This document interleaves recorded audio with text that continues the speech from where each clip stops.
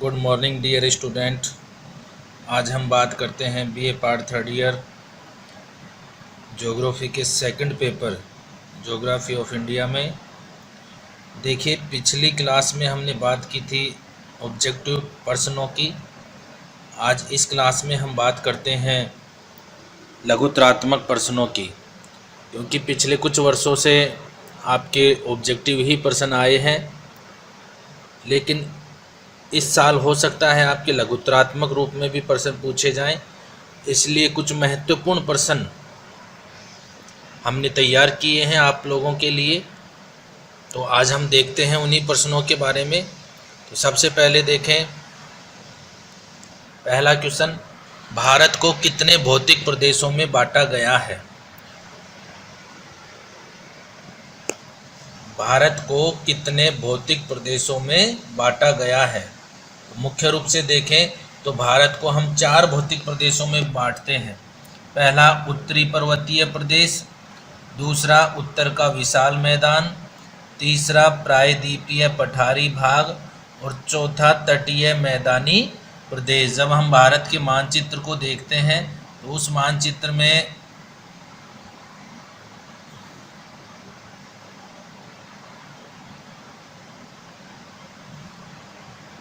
सबसे ऊपर का जो पार्ट आता है, ये वाला जो पार्ट है, ये उत्तरी पर्वतीय प्रदेश का है 1 नंबर। उसके बाद में ये जो पार्ट आ जाता है मध्यवर्ती पार्ट, ये भारत का विशाल मैदान। इसके बाद में जो तीसरा पार्ट आता है ये त्रिभुजाकार आकृति में, ये पार्ट आ जाता है प्रायद्वीपीय पठारी, और पठार के पश्चिमी और पूर्वी पार्ट की ओर का जो क्षेत्र है वो तटीय प्रदेश के नाम से जाना जाता है। तो इस प्रकार से हम भारत को 4 भौतिक प्रदेशों में विभाजित करते हैं। नेक्स्ट देखें,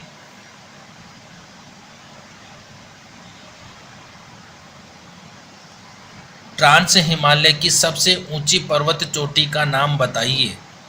जब हम हिमालय का वर्गीकरण करते हैं तो हम हिमालय को 2 भागों में बांटते हैं, एक क्षैतिज आधार पर वर्गीकरण और दूसरा प्रादेशिक आधार पर वर्गीकरण।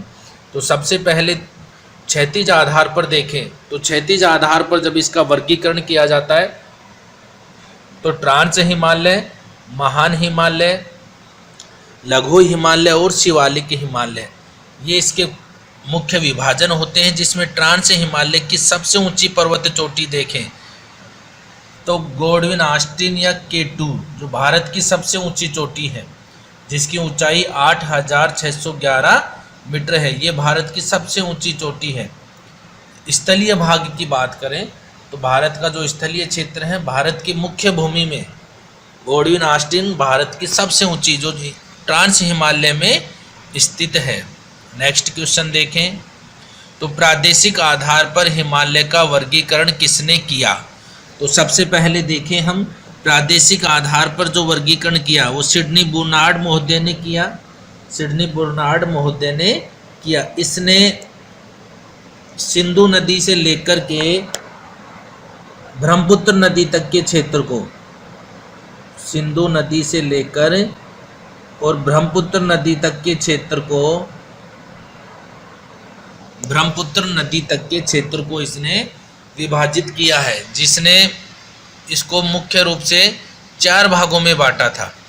तो प्रादेशिक आधार पर आपसे पूछा जाए किसने वर्गीकरण किया तो सिडनी बर्नार्ड महोदय ने इसका वर्गीकरण किया था। नदी के प्रवाह के आधार पर सिंधु नदी से लेकर के ब्रह्मपुत्र नदी तक का जो क्षेत्र था उसको इसने 4 भागों में बांटा था। अगला क्वेश्चन देखें तो पंजाब हिमालय का विस्तार फैला है। तो ये प्रादेशिक आधार पर जब हमने वर्गीकरण किया तो उसमें सबसे पहले हमने इनका जो वर्गीकरण किया था उसी में देखते हैं पंजाब हिमालय, कुमायूं हिमालय, नेपाल हिमालय और असम हिमालय। तो इसका विस्तार देखें, पंजाब हिमालय का विस्तार, तो पंजाब हिमालय सिंधु नदी से लेकर के सतलज नदी तक, सिंधु नदी से लेकर के सतलज नदी तक का जो क्षेत्र है वो पंजाब हिमालय का माना जाता है। इस हिमालय की जो लंबाई है वो 560 किलोमीटर है। इस हिमालय की प्रमुख पर्वत चोटियों में काराकोरम, लद्दाख, जास्कर, पीर पंजाल पर्वत श्रेणियां स्थित है। तो पंजाब हिमालय का वर्गीकरण देखें तो पंजाब हिमालय का जो विस्तार है वो सिंधु नदी से लेकर के सतलज नदी तक फैला हुआ है। इस हिमालय की लंबाई 560 किलोमीटर है। नेक्स्ट देखें तो प्रादेशिक आधार पर हिमालय को कितने भागों में बांटा गया है। अभी हमने बताया था प्रादेशिक आधार पर हिमालय को हम 4 भागों में बांटते हैं, एक पंजाब हिमालय, एक कुमायूं हिमालय, एक नेपाल हिमालय और एक असम हिमालय। ये 4 वर्गीकरण किए जाते हैं प्रादेशिक आधार पर। ये वर्गीकरण नदियों के क्रम के आधार पर किया गया है, सिंधु नदी से लेकर के ब्रह्मपुत्र नदी तक। खादर मैदान, खादर क्या है तो देखिए जब विशाल मैदान की बात करते हैं तो विशाल मैदान में खादर और बांगर, भाबर, तराई आदि स्थलाकृतियाँ दिखाई देती हैं। जिसमें खादर देखें तो एक ऐसा मैदानी भाग होता है जहाँ प्रतिवर्ष नवीनतम बाढ़ मिट्टी जमा होती रहती है, अर्थात प्रतिवर्ष नदियों का जल पहुँचता रहता है, जल नई मिट्टी का जमाव होता रहता है। तो अपन कह सकते हैं कि नवीनतम कांप मिट्टी का क्षेत्र खादर कहलाता है। नेक्स्ट देखें बांगर मैदान, अभी आपको बताया बांगर, खादर और बांगर। तो बांगर पुरातन कांप मिट्टी का क्षेत्र, पुरातन कांप मिट्टी का जो क्षेत्र होता है उसको बांगर कहा जाता है, जहाँ प्रतिवर्ष बाढ़ का जल नहीं पहुँच पाता है, तो वो क्षेत्र बांगर के नाम से जाना जाता है। तो ये 2 महत्वपूर्ण क्षेत्र थे। इसके बाद देखें तो अगला क्वेश्चन रचना दोआब, रचना दोआब। तो सबसे पहले तो अपन इस शब्द को देखें, दोआब क्या होते हैं। तो दोआब 2 नदियों के मध्य का मैदानी भाग दोआब कहलाता है। तो इस प्रकार से यहाँ रचना दोआब है, ये किन 2 नदियों के बीच स्थित है। तो इसकी स्थिति देखें तो ये रावी और चिनाव, 2 नदियों के मध्य का जो मैदानी भाग है वो रचना दोआब कहलाता है। इसको देखो याद करने के लिए आप इसके शब्द को देखना, रचना, इसमें दोनों सब नदियों के नाम हैं, रै से रावी और चे से चिनाव। तो इस प्रकार से आप इसको याद रख सकते हैं कि रचना दोआब, रावी और चिनाव नदियों के बीच का जो भाग है मैदानी भाग, उसको रचना दोआब कहा जाता है। चाज दोआब, चाज दोआब देखें तो चिनाव और झेलम, चिनाव और झेलम नदियों के मध्य स्थित जो दोआब है उसको चाज दोआब कहते हैं। इस शब्द में भी दोनों नदियों के नाम हैं, जैसे चिनाव और जैसे झेलम, आप इसका अनुमान लगा सकते हैं। तो इस प्रकार से चाज जो दोआब है वो चिनाव और झेलम नदियों के मध्य स्थित है। नेक्स्ट देखें बारी दोआब, बारी दोआब की बात करें तो ये व्यास और रावी नदियों के मध्य स्थित दोआब बारी दोआब कहलाता है। इसके भी शब्द में दोनों नाम हैं, वैसे आप व्यास लगा सकते हैं और री से आप रावी नदी को याद रख सकते हैं। तो इस प्रकार से ये आपके कुछ दोआब थे। नेक्स्ट क्वेश्चन देखिए कोंकण तट, कोंकण तट की स्थिति देखें तो ये कोंकण तट भारत का जो क्षेत्र है प्रायद्वीपीय क्षेत्र, उस प्रायद्वीपीय क्षेत्र का जो पश्चिमी तटीय क्षेत्र है, इस पश्चिमी तटीय क्षेत्र में कोंकण तट स्थित है। यह तट पश्चिमी तटीय प्रदेश में दमन से लेकर के गोवा के मध्य फैला हुआ है। आपसे पूछा जाए कोंकण तट, तो ये पश्चिमी तटीय जो प्रदेश है वहाँ दमन से लेकर के गोवा के मध्य फैला हुआ भाग है। नेक्स्ट देखें गंगा की सहायक नदियों के नाम बताइए। गंगा भारत की एक मुख्य नदी है, इसकी सहायक नदियां देखें तो आप बता सकते हैं यमुना है, घाघरा है, रामगंगा है, गंडक है, कोसी है, ये इसकी प्रमुख सहायक नदियां हैं। तो यमुना, सोन, घाघरा, रामगंगा, गंडक, कोसी मुख्य नदियां हैं। अगला देखिए ज्वारीय वनस्पति। तो ज्वारीय जो वन हैं वो डेल्टाई भागों में पाए जाते हैं। डेल्टाई भागों में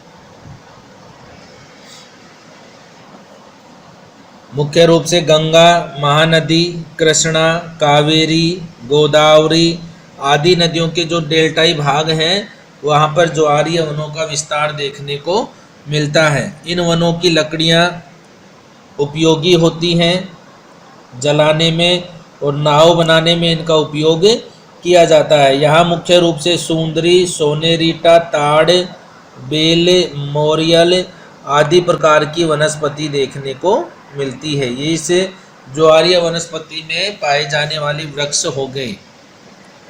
जलोढ़ मृदा, जलोढ़ मृदा की बात करें तो इस मिट्टी का विस्तार देश में 7.7 लाख वर्ग किलोमीटर क्षेत्र में फैला है। गंगा, सतलज, ब्रह्मपुत्र, महानदी, गोदावरी, कृष्णा, कावेरी आदि नदियों के डेल्टाई भागों में यह मिट्टी मिलती है। इस मिट्टी में चूना, पोटास की अधिकता मिलती है।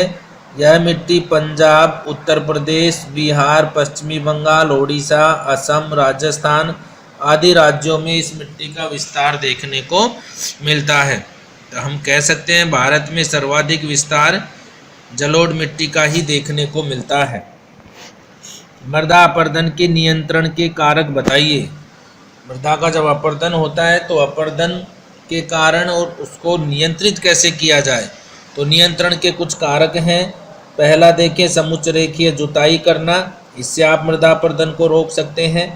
स्थानांतरण कृषि पर प्रतिबंध लगाना, क्योंकि ये जो कारक है ये सर्वाधिक मृदा का अपरदन करने में सहयोग करता है। फसल चक्र को अपनाना और वेदिकाकरण विधि द्वारा कृषि करना, इन कार्यों से आप मृदा के अपरदन को रोक सकते हैं। तो इस प्रकार से आज हमने कुछ महत्वपूर्ण लघुत्रात्मक प्रश्नों की बात की। पिछली क्लास में हमने ऑब्जेक्टिव क्वेश्चन देखे थे, इस क्लास में हमने कुछ लघुत्रात्मक जो महत्वपूर्ण प्रश्न हैं जो आपके विश्वविद्यालय के एग्ज़ाम में आ सकते हैं वो बनाए हैं। उम्मीद करते हैं आपको निश्चित आपके लिए उपयोगी होंगे। Thank you.